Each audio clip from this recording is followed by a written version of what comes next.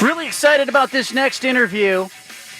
I've got a friend who geeks out on powerlifting, who's into sort of the CrossFit training. And look, I've used this as an opportunity. I've talked openly about wanting to use this time where we're isolating as an opportunity to get myself more physically fit. I've lost weight and all that, but this guy, next level. We're talking about the LeBron James of powerlifting. Chris Duffin of Kabuki Strength is joining us. He's a great story. I'm excited to have him on the show. Chris, thank you for making time.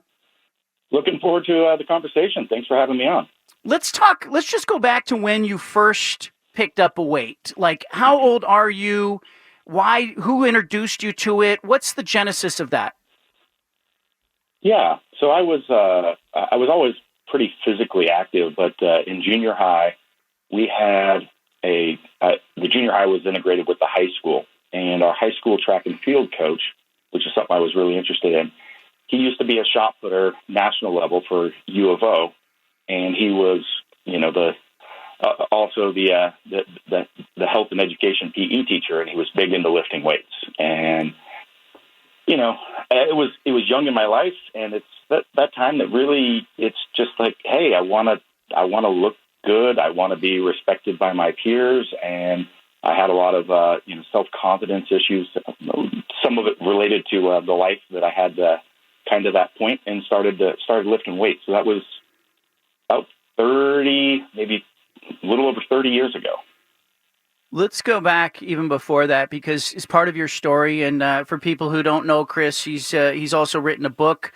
You can go to ChristopherDuffin.com if you want to check out the book. But you talk about, your upbringing. You talk about essentially being homeless and having to just forage for food, and, give us an idea of what that was like for you as a young person, because I can't imagine that. Yeah. So I'll tell a little story. So at 6 years old, I'm sitting there, and I have a live rattlesnake in my hand. It's a couple foot long, and I'm holding it behind the head, and it's wrapped around my arm, rattling its tail and hissing. And I knew to set it down on the ground. I just caught it with a forked stick that I'd been trained on how to do, and set it on the ground and reached behind where its venom sacs were and cut its head off. And like, why would a 6-year-old be doing that? Well, the reason is we lived in the mountains, and by that, not in a home, we had, a campsite, and there was rattlesnake dens all around. So I was taught how to handle those. Our beds were we had beams lashed up in the trees at night, so that we could climb up there and get in our sleeping bags and not have to worry about getting bit by a rattlesnake. And that's a lot of my younger years. This is in Northern California, was spent in the wilderness, or if it was during the school year, maybe we'd move close to a small remote community. But oftentimes it was maybe a condemned house with no doors or windows, places that were missing either electricity or running water or both. And sometimes we had that as well. But it bounced between that. So it was a lot of just, we're talking very, very poor living. So a family of 6, living on less than $5,000 a year. And there's a lot of crazy things that you encounter in that type of lifestyle. So yeah, I had encounters with murderers, drug running, lots of drug abuse, obviously. There was a serial killer, human trafficking dealt with, and a lot of this is detailed in my book, The Eagle and the Dragon. But it was quite a different, I'll just say, a different upbringing than most people would have experienced. Our guest is Chris Duffin. Chris, like, when you mention that, I hear chaos. I hear, a kid who must have been uncertain and maybe scared at different points. And then I look at sort of your life path, and I say, okay, this is a guy who had great academic success in high school and has created a successful business and brand in powerlifting. How did you bridge to that? What guidance did you get? Who put their arms around you and said, Chris, I'm going to mentor you? What happened? So, something that's missed in that story is a lot of people may think that it was by choice.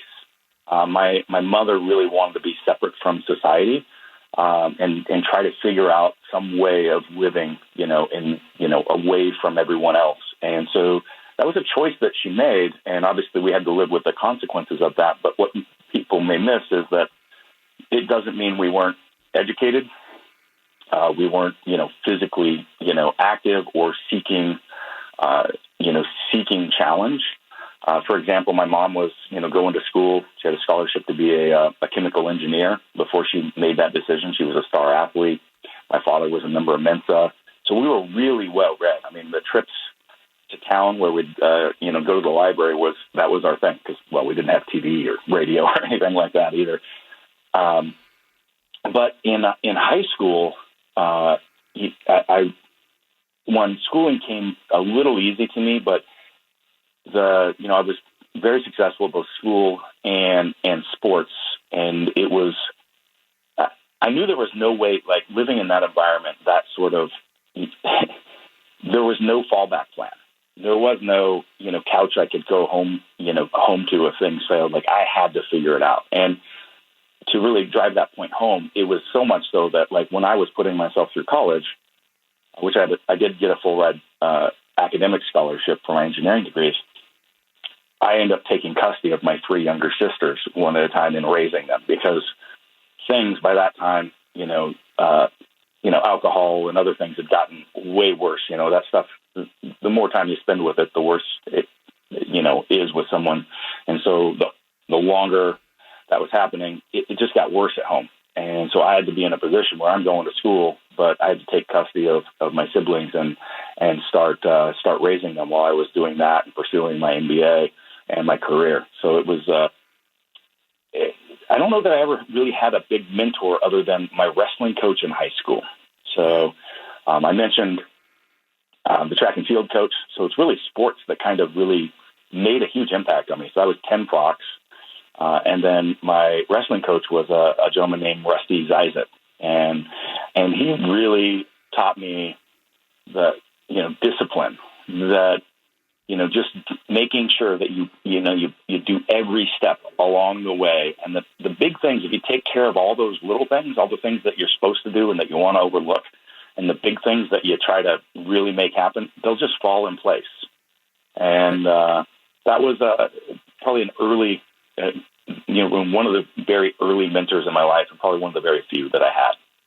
We're talking to Chris Duffin, Kabuki Strength, legendary power lifter, and a guy who's worked with some professional teams and professional athletes. I'll get to all that later, but I want to start here with, 1,000 pounds. Tell us what you did with 1,000 pounds. Why did that number appeal to you? And it blows my mind when I look at some of the videos and you lifting. Yeah, so I'm the only person in history that's ever deadlifted 1,000 pounds for reps and squatted 1,000 pounds for reps. And I've done both of them for 3 reps. I just did the squat this last year. It was something that I try to do a lot of inspirational stuff and show people that they can accomplish a lot more than you think that you can in this world if you decide on what you want to do and you focus on it and put that in place. And you can do phenomenal things when you really want to do that. And I try to walk the walk and show people that. So 4 years ago, I said, I want to do something.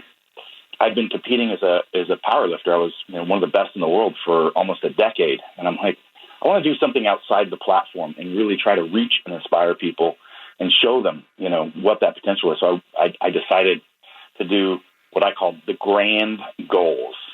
So it was 1,000 pounds or 1,000 is a grand, but also just grand, just over the top. And at the time, nobody had ever deadlifted 1,000 pounds for more than 1 rep. And there was only a couple people that have ever done it at all. And so I'm the oldest person that's ever deadlifted 1,000 pounds. I'm the lightest person that's ever done it. And only recently, somebody else just did a double, which is Thor from Game of Thrones and big strongman. And I'm still the only person that's done it for 3. And then combining that, and so I also wanted to show that I wasn't a specialist in one thing. which was, so I came back and I squatted it for 3 reps, which is took me about 3 years of training to prep for that. And and combined together, it's an epic feat. Like, people wouldn't think that the human body or the mind or anything is capable of doing such a big thing. And so that's why it's grand. It's over the top. And so that's my grand goals. And really the big point behind that is, again, try to reach people, inspire them, and show what I talk about, what I preach, that, I walk the walk on that as well. I mean, it goes back really, as I hear you talking about it, I think about your wrestling coach who says, take care of the little things. And you talk about 3 years of training and you set a goal, and every day it's just a baby step towards that goal. And it shocks us because we're not along for the ride with you for 3 years, but probably was not a surprise to you when you went to do it on that day and you get the 3 reps and you're like, okay, that's what you saw that coming, didn't you? That was the plan, and I knew that was the plan, and I knew what I was going to do. So yeah, I had 100% confidence I was going to pull that off. What is it like when you're working with an athlete like LeBron James, or a professional football player like Lane Johnson of the Eagles, or The Rock, or somebody who seeks out sort of your principles, your training? That's obvious validation, but what is it like to kind of be in that sphere?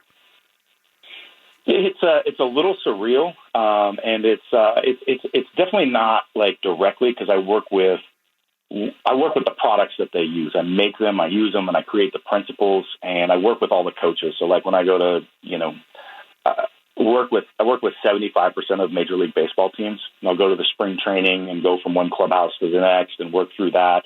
So talking through principles, application, and then the tools. And the reason we work with such a broad scope is, what I focus on and how I actually pull off my goals is around human mechanics, like getting people in better positions and reducing the negative stressors. So I design equipment that actually gets a better training effect and reduces injury rates. So yeah, I mean, LeBron, most of the Lakers starting players all use our products.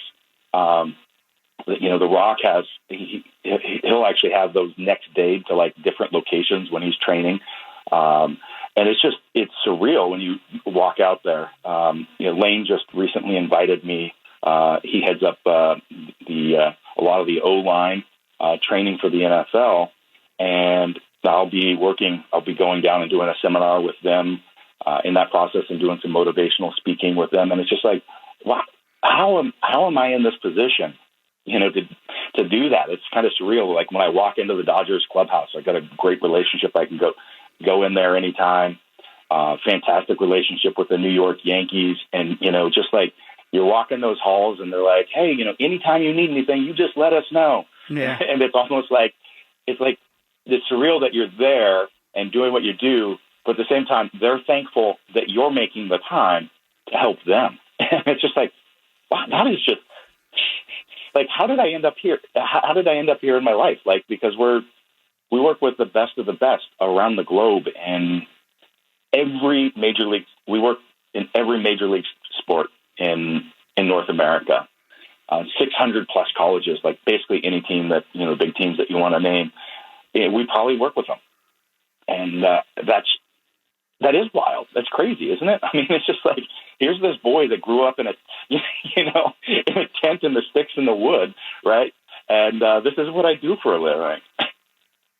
Chris Duffin is our guest, kabukistrength.com, if you want to see some of those products and see his stuff. But, you hit on that. I'm curious, too, like, how do civilians greet you? Like, before coronavirus, you're at the grocery store. Do you get looks, because of your size, and people expect you're probably, a bouncer or a bodybuilder, or what do they say? Well, so, before I started Kabuki Strength, I was an executive for a number of years. I'd help with, I turned around like an aerospace company. I worked in automotive. I ran automotive companies. I did all this like high-level executive work for about 10 years of my 20 years working in the industrial side. And even growing up, like people, you'd come in, the bouncer thing was always it. Because I'm a big guy. I've got tattoos all over, and you'd be at the gym, and you're lifting, they're like, and somebody, say something to you about, hey, do you work somewhere? And I'm like, no, I'm the CEO, or the general manager over here at, and they're like, what? I'm like, yeah, that's me. Like, just because I'm big and have tattoos doesn't mean that's the case. But yeah, there's definitely looks, there's judgments, all that come with the game. But at this point, I've been pretty used to it. I'm 42 or 43. Heck, I can't remember now. Years old, and it's I've been at this a long time, so it is interesting and entertaining for me anymore. I definitely don't get irritated by it. I think it's really interesting that, with your upbringing and your story and people who've read your book. I have not read your book yet. I'm going to read it, but I have friends who have read the book and they're like, I've read it twice. It's phenomenal. He's a great story. You have found purpose. You have found meaning. And I assume that you get people who come to you because now you're the expert in this thing and they go, Chris, I'm struggling with this, or maybe I'm out of rhythm with the coronavirus thing going on and I can't do my workouts and I've lost what do you, everybody's looking for purpose. What do you tell people who are searching for purpose and meaning? Yeah, so this is a good discussion and it rolls really, really closely into like goal setting and how to execute a successful life, right? So this is not just training. It's not, this is your career, your family life, all these sorts of things tied together. And I see in the society today, we get so much stuff is just like catered to us. Like, here's what you should have. Here's what you should want. And we, it's like even careers, but products and all this stuff gets thrown in front of us and keeping up with the Joneses. And it's all about the end things of like what you want. And people don't do the work to really understand why you want the things that you want. And I call those values. So it's like you've got to really dive deep and understand like what your personal values are, what you want out of life. So I'll give some examples. Like for me, accomplishment is huge. So I've got to have challenges and things in my life that when I complete them, I feel a very big sense of accomplishment. I want a sense of achievement. Recognition for those things that I've done as well. I'll be honest, that's maybe a selfish thing, but you've got to be honest with yourself in the process. I do it for myself, but I also want to be recognized for that. I've got creativity. That's a huge piece for me, right? Being, given my upbringing, for me, having security in my life, knowing that I am capable of taking care of my wife and my 3 kids and, even, my family still in the ways that I can. Like security is like huge for me. So I've got like 7 what I call core values. And this really takes, what you got to do is just like, if anything that you want in life is just keep asking yourself, I call it the 5 whys, but to dive deeper and deeper into keep asking yourself, why do I want this? Like if it's like, hey, I want a fancy house. Why? And just keep driving deeper and deeper. Hey, I want to be an NFL star. Why? Because if you keep diving, you'll actually get to a point and then go, oh, there's a lot of other ways that here's the reason I want to be an NFL star. Okay. So that now, if that doesn't happen, because that only happens to a very, very small fraction of a percentage of people, right? But you can go, oh, there's other ways in my life I can get the things that I want that would help me live that. And so this is why I hate like bucket list goals and like just people want to step to just like, here's my goals, but they haven't done the work to understand what their goals should be, why they should be what they are. And so it's really doing that deep dive of understanding. And it takes a lot of self-reflection to do that. So that's what I really push people to do. I love that. And I love the idea of getting at, it's not about like talking someone out of their goal, but it's about understanding what was the motivation, what's the core motivation to that. and then saying, okay, there's more than one way to get that. If you want to go to the NFL because it equates to you being secure, there are other ways to do it. You can get a degree, you can find a career, you can create that security. We're talking to Chris Duffin, legendary powerlifter, kabukistrength.com. Chris, I got to ask you too, because family of origin is so important to everybody. You grew up in the wilderness. Now you have kids. Do you go camping?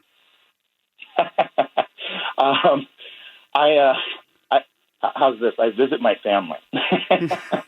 So most of my sisters, they love still living in kind of remote areas, and my mom is like off grid out in the Oregon desert area, and so I don't do a lot of camping anymore unless it's related to my off-roading.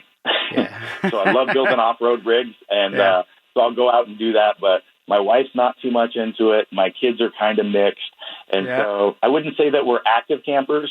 But we definitely get our time in the wilderness and away from everyone far more than actually I would say that most people in the suburban areas that when they say go camping, we're probably way far outside of that. So yeah, it's not that glamping where everybody's showering and staying in a cabin and doing that. Chris, I really enjoyed this conversation. We'd love to have you back on. I'd love to have you at the studio sometime when all of this coronavirus stuff passes and spend more time getting to know you. But this is just, I think it's so inspirational. I think your story's amazing. I encourage people to pick up the book, ChristopherDuffin.com, if you want to check out the book, and keep doing what you're doing, man. I think you're giving a lot of people focus and clarity. Well, thank you, sir. It's I enjoy the platform that you've allowed me to speak on, and I walk through this. The book is a great inspirational piece, but it also provides you the step to kind of walk through that stuff and execute the life that you want, both professionally, at home, and like I said, I highly recommend it. Just read the reviews. It's on Amazon, Barnes & Noble. Oh, and for local people here, it's you can order it from Palace Books as well. So, love it. Chris, thank you, man. Thanks for making time. Thank you. All right. Christopher Duffin, Chris Duffin, go to ChristopherDuffin.com. Love that interview. I love it because we're all sitting here in this time, in this space, in this place where it's like we're all looking for, we're watching Joe Exotic, right? We're watching the Michael Jordan documentary. And I think one of the things that maybe you could do with this time, as we're still sort of distancing, is pick up a book, or listen to an interview, or go to his website, or watch him lift 1,000 pounds, for crying out loud. It's mind-blowing. Leave it here. You got the bald-faced truth statewide.